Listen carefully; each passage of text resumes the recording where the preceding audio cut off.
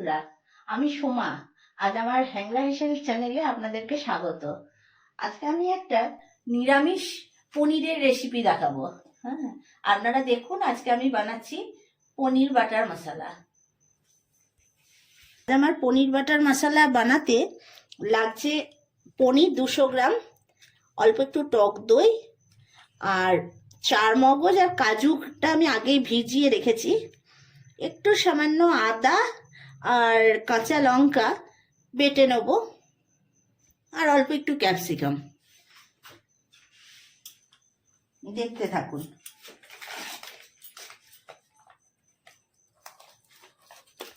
এটা বানানোর জন্য ঘরে থাকা উপকরণ দিয়েই হয়ে যাবে সব।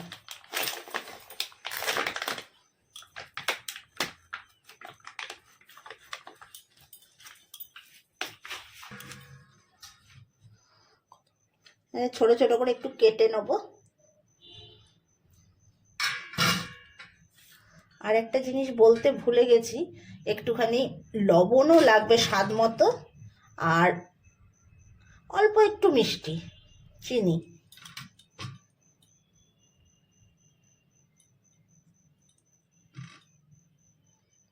আপনারা যার যেমন ইচ্ছা সাইজ করে কেটে নিতে পারেন পনিরটা। হ্যাঁ, এতে একটু পনির বাটার মশলা লাগবে, একটা ছোট প্যাকেট। এটা বাজারে সবসময়ই পেয়ে যাবেন, ছোট মুদির দোকান, বড় মুদির দোকান, সবই পাবেন।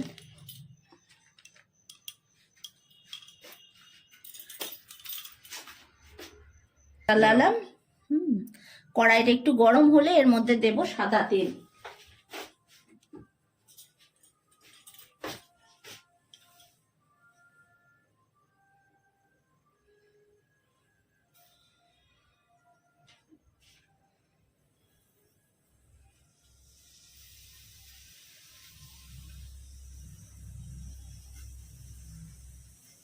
কড়াইটার মধ্যে জল আছে, একটুখানি জলটা শুকিয়ে যাক।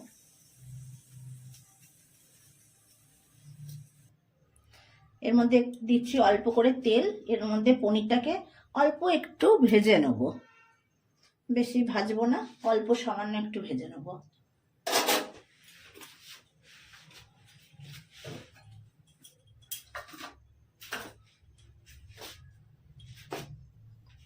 পনির বেশি ভাজলে ছিবড়ে হয়ে যায়, শক্ত হয়ে যায়।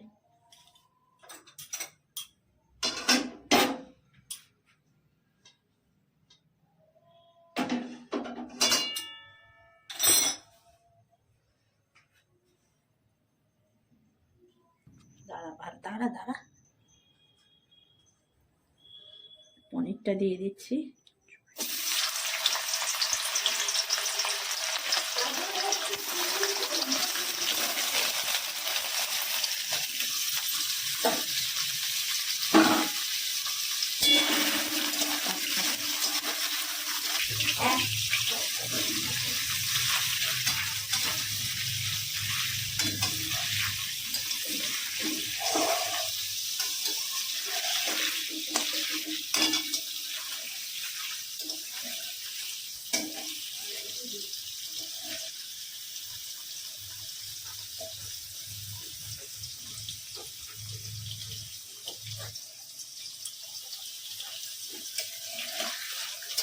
একটুখানি গোল্ডেন রং হলেই তুলে নেব।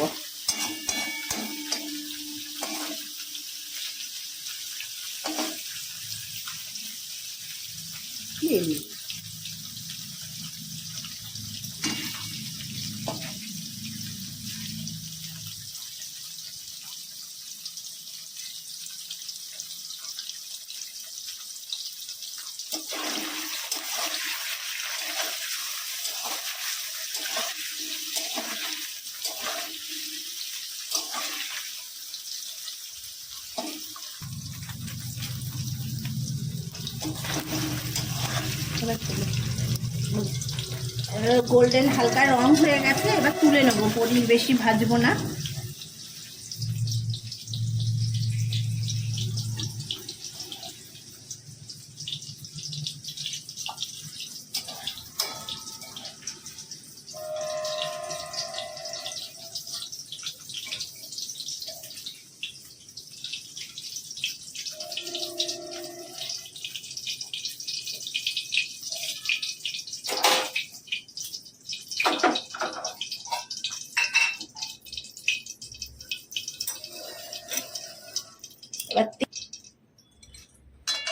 এতটা তেল আমার রান্নাতে লাগবে না, একটুখানি তেল কমিয়ে দেব।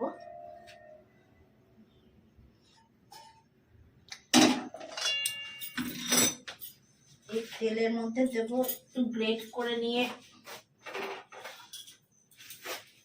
একটু আদাটাকে গ্রেট করে নেব।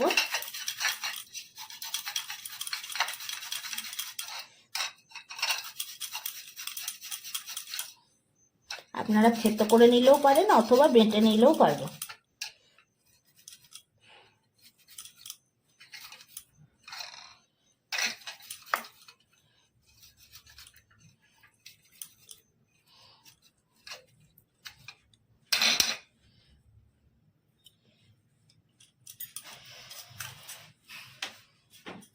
একটুখানি কালো জিরে ফোড়ন দিচ্ছি, আর একটা কাঁচা লঙ্কা ফোড়ন দিচ্ছি।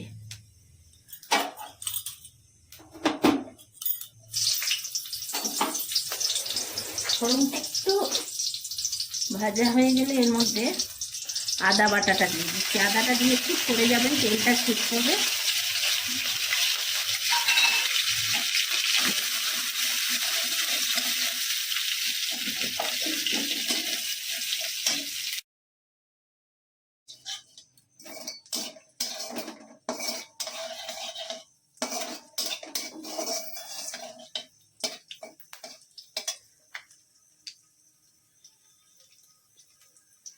এটা ভাজতে ভাজতে আমি চার মগজ আর কাজুটা একটু গ্রেট করে নিয়েছি, এই মিক্সিতে পেস্ট করে নিয়ে এসেছি, ওটা দিয়ে দিচ্ছি এর মধ্যে।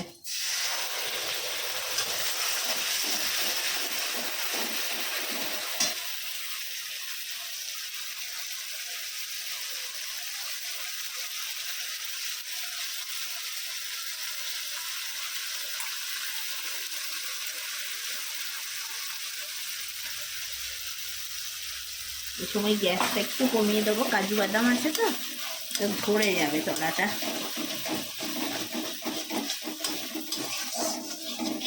এটাকে একটু ভালো করে মশলাটাকে নাড়বো। এর মধ্যে এবার একটু পনির মশলা দেব।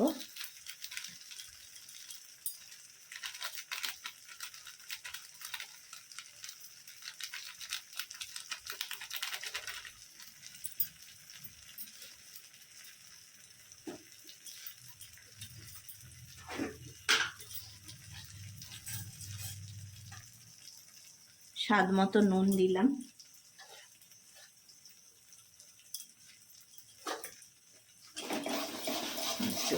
নাড়বো।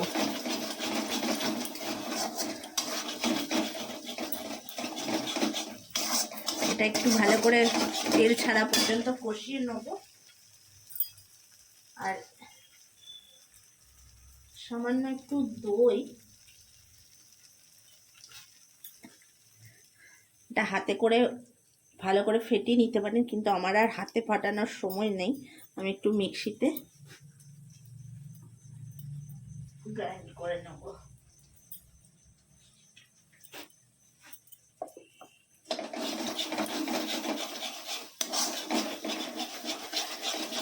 এটা কষতে কষতে তেলটা ছাড়তে ছাড়তে আমি গ্রাইন্ড করে নিচ্ছি।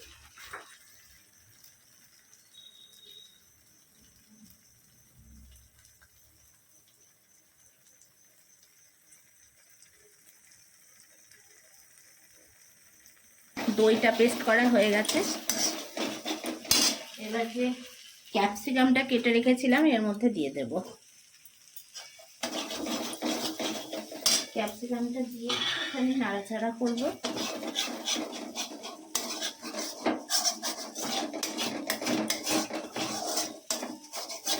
দেখছেন তেলটা কেমন ছেড়ে গেছে? তেলটা ছেড়ে গেলে বুঝবেন এটা কষানো হয়ে গেছে। একটু রঙের জন্য কাশ্মীরি লঙ্কা আপনারা দিতে পারেন, আমিও একটু দিয়ে দিচ্ছি।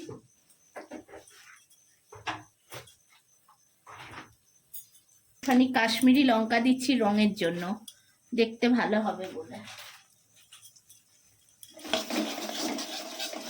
এটা ঝাল নয়, শুধু রং হবে।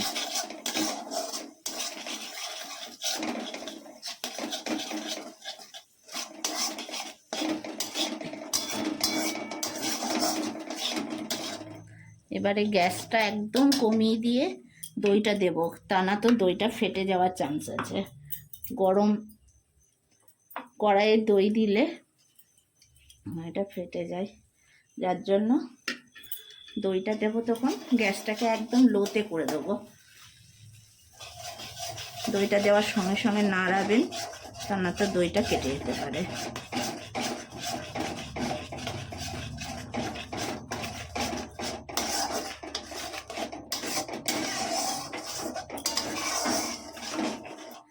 দইটা দেওয়ার পর একটু ফুটে উঠলে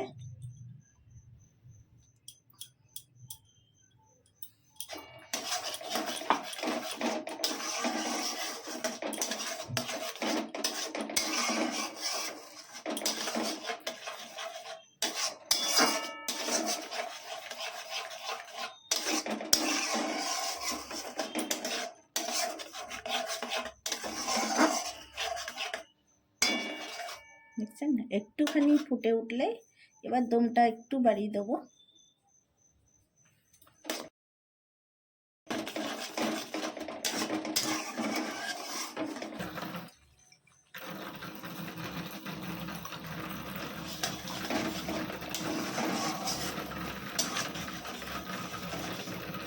এবার একটু ফুটে উঠেছে, আমি এবার একটু জল দিয়ে দেবো।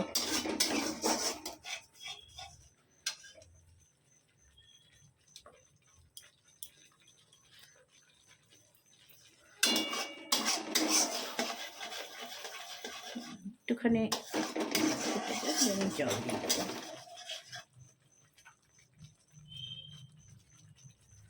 জল দিয়ে দেবো। আপনারা চাইলে সাদা তেলের বদলে পুরোটাই বাটার দিয়ে করতে পারেন, কিন্তু আমরা অতটা বাটার দেব না, আমরা সাদা তেল দিয়েছি, নামানোর সময় বাটারটা দেব।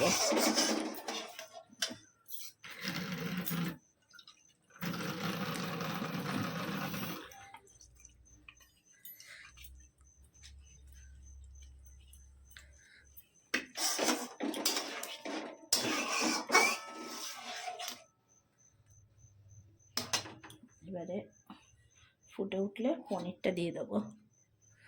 এবার পনিরটা দিয়ে দেবো।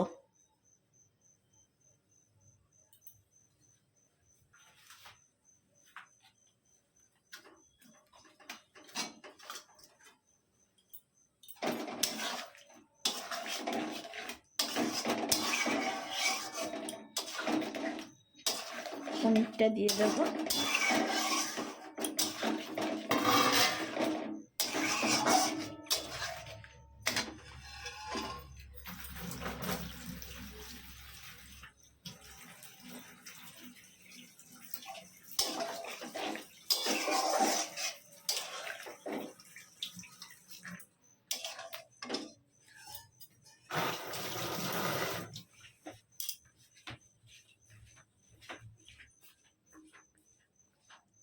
কসুরি মেথি দিয়ে দিচ্ছি, ফ্লেভারটা ভালো হবে।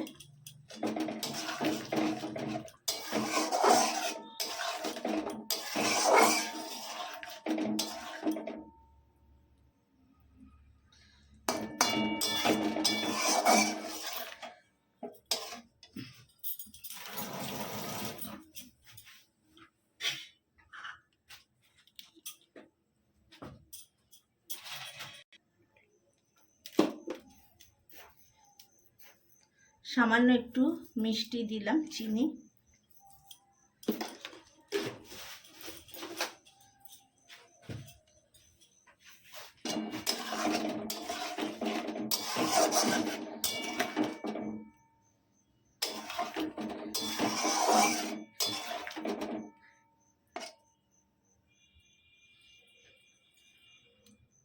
মনে হচ্ছে আর একটুখানি নুন লাগবে, একটু নুন দিয়ে দেবো।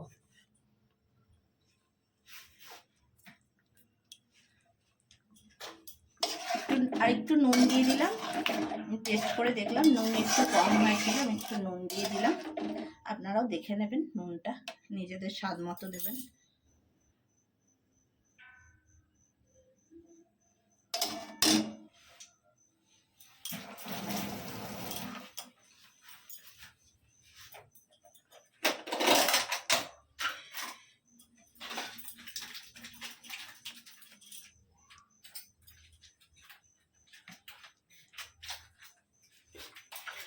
এক চামচ বাটার দিয়ে দিলাম। বাটারটা দিয়ে একটু নেড়ে ঢাকা দিয়ে দেবো, দিয়ে বন্ধ করে দেবো গ্যাসটা। তাহলেই আমার পনির বাটার মশলা হয়ে গেল। দেখুন, আপনারা রান্না করে বলবেন কেমন হয়েছে।